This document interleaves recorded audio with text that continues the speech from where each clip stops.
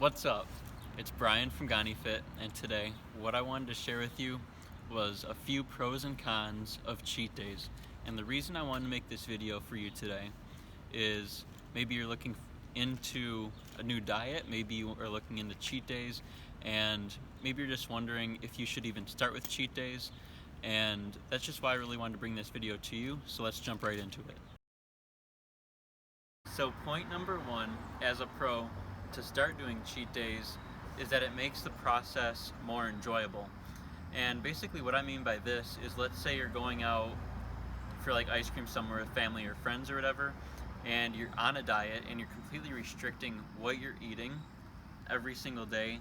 If you go out on that same exact ice cream store in the same exact situation, you're pretty much just going to be feeling pissed off the whole time. And I know this from experience, where there's multiple times where I've been out places and everyone else was eating quote unquote junk food, and I was like, okay, that food looks really good, but I was just kind of like restricting myself from eating that food, and I pretty much had to either order nothing or something that was healthier that didn't taste as good to me when I'm seeing everyone else eat the food that I really want to be eating in that situation. So cheat days can be beneficial if you're taking cheat days every once in a while, every week or two or so, just to have these moments with your family or friends to enjoy foods that you may want to enjoy from time to time. So pro number two is keeping you sane throughout your journey.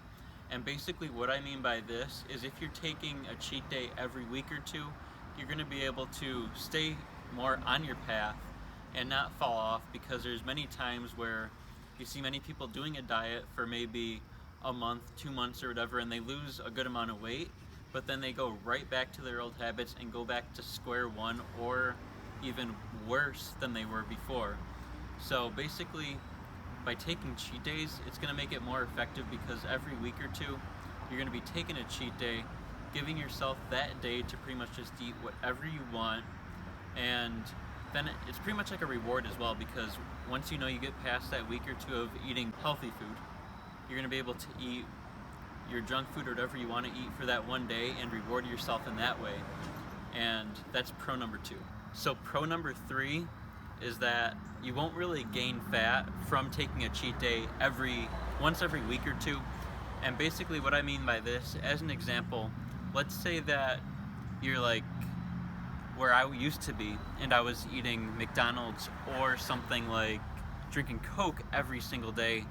And let's say I were to eat a salad during that time, I wouldn't really lose any fat. Or if I was to completely eat healthy one day, I wouldn't really lose any fat. But now bringing it back to pro number three, which is the complete opposite, if you're eating healthy food every single day and you go one day a week or once every 2 weeks and eat like completely junky, you might gain fat for a day or two and feel bloated for a day or two, but overall you're not going to gain any fat.